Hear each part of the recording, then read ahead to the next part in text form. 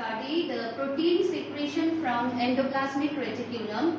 As we know, protein is translated by the ribosomes, and ribosomes are present freely in the cytosol as well as they are attached to the membrane of the rough endoplasmic reticulum.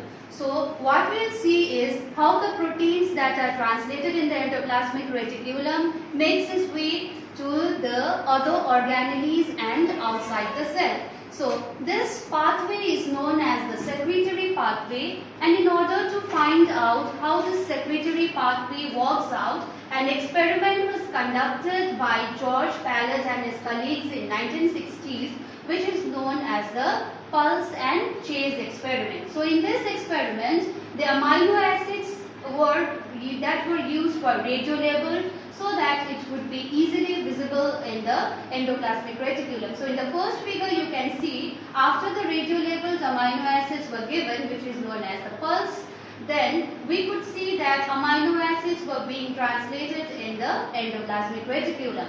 Then this entire setup was led to incubate. Then after 7 minutes, which is known as the chase experiment, what was seen under the microscope was the proteins, the radiolabeled amino acids that were present in the endoplasmic reticulum was not found there, but it was found in the the Golgi complex. This purple color here is the Golgi complex. So proteins were then seen, the amino acids were seen in the Golgi complex. Then again, when it was incubated for a longer period of time, then like 2 hours, again under the microscope it was observed that the proteins was not in the Golgi complex, yet they were inside this yellow color things which are the secretory vesicles, and some were seen to be excreted outside. So this is the secretory pathway. Here from this experiment what we come to know is, though proteins they are made by the ribosomes,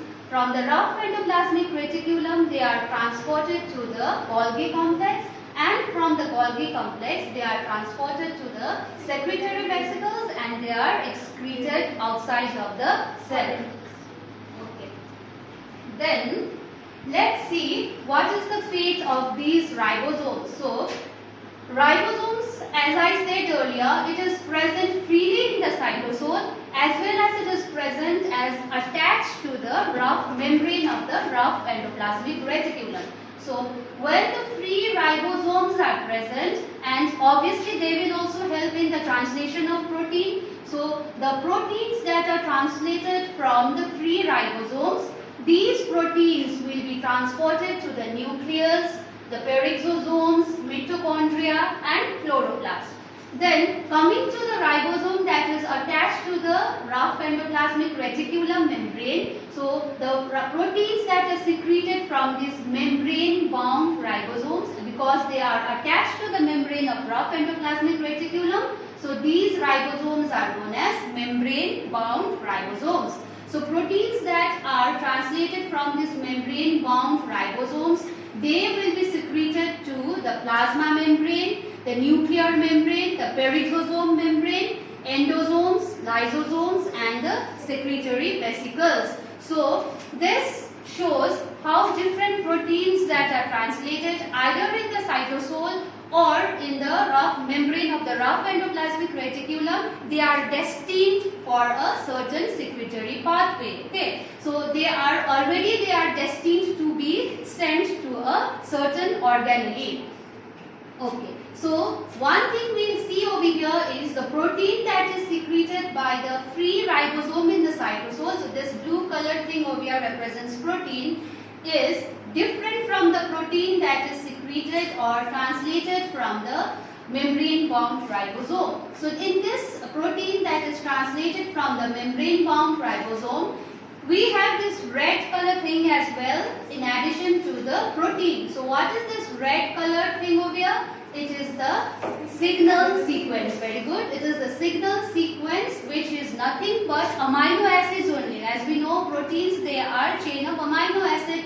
So this signal sequence is also amino acid, but why is it different from the protein? Because it is a stretch of amino acid that contains mostly hydrophobic amino acid. Hydrophobic means amino acids that do not they are not soluble in water. Hydro meaning water, phobia meaning fear. So these amino acids that are present in the signal sequence, they are hydrophobic amino acids. That's why they are able to stand over here, cling over here, because we know this membrane, endoplasmic membrane, is also a hydrophobic medium. It is made up of phospholipids. Okay. So when this protein is formed, later on the functional part is this blue part only. Here you can see the functional part is the blue part. So what happens to the signal sequence?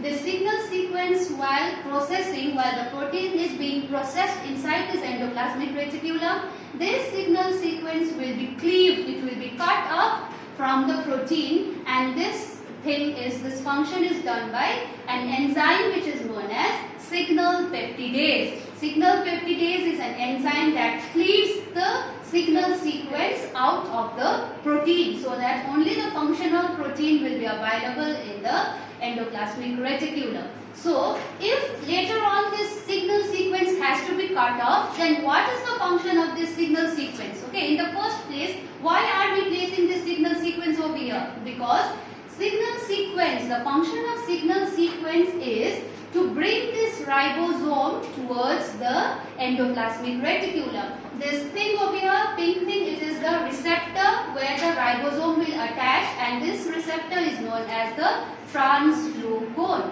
This receptor is known as translocation. So this ribosome has to attach to this translocation in order to continue its protein translation. So whenever this signal sequence is present, this signal sequence will be attached by one protein which is known as signal recognition protein. So they will bring the ribosome to the translocation, then the signal sequence will enter first, this plug will be opened, that means the channel of the receptor is open now. Now the protein can be inserted into the endoplasmic reticulum.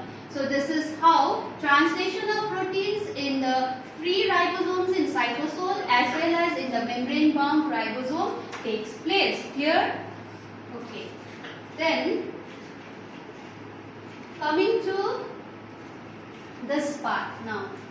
Translation of free ribosome on free ribosome. Suppose if we separate the ribosomes, if we separate the ribosome, keep it as free in the cytosol, there is no endoplasmic reticulum to attach.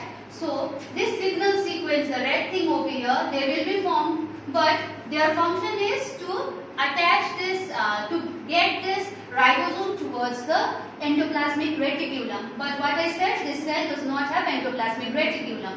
Then what happens is, the signal sequence is here, it has nowhere to go, it is still in the cytosol as a free ribosome. Now proteins will be translated. Then once the translation of protein is completed, then what we will see, this protein will also contain this signal sequence, this red thing over here, because it has not been inside the endoplasmic reticulum. So there is no signal peptidase enzyme that will cleave this amino acid strand, that is signal sequence, out of this protein sequence. So the proteins that are formed when we try to take out the endoplasmic reticulum from the cell. Now these proteins will be formed, but as the signal sequence is attached to it, so it will be of different function. Okay. So if the same thing we see under this entire, this brown thing is a microsome, is a small part of endoplasmic reticulum. So suppose if the same thing is present inside the microsome, like the ribosomes with this signal sequence, they will be signaled, they will be brought to this translocation. This plug is closed. Now once this signal sequence enters, the plug will be open. Now once the plug is open, the translation can continue inside. And as the translation is completed, see here, the peptide has been, signal sequence has been cut out. So the protein that is formed has a different conformation than the protein that was formed in the absence of endoplasmic reticulum. Here, okay. Then this is the process that I was explaining earlier. The ribosome with the signal sequence signal recognition protein. This green thing is the signal recognition protein. It's a protein that will recognize the signal. Now what is its function? It will bind to it will attach to this signal sequence, and then it will try to move this entire complex towards the endoplasmic reticulum. Now once this complex comes to lie on the translocone, now this signal sequence has a receptor. This purple color is a receptor. The signal sequence has a receptor which is known as signal recognition protein receptor. Now this signal recognition protein will bind to this receptor. Then as soon as this will bind, it will free off from this ribosome. Now this ribosome will have only this signal sequence and the mRNA. The signal sequence protein will be released. Okay, it will be free. Now this signal sequence will enter into the translocone, the plug will be open, then this yellow colored thing over here, it is the signal peptidase. Now this enzyme will cleave, it will cut off the signal sequence and the functional protein will be available. Now this protein, I said though it is functional, but the entire processing has not been done.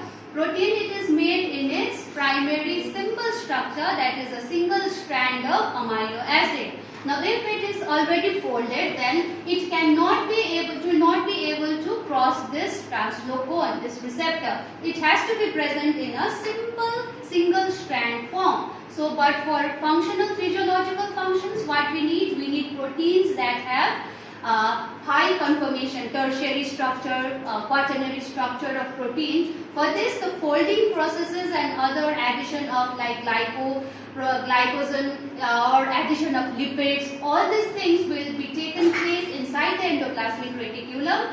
That is known as protein folding and protein processing. So this much for today. In the next class, we will deal with protein folding and processing.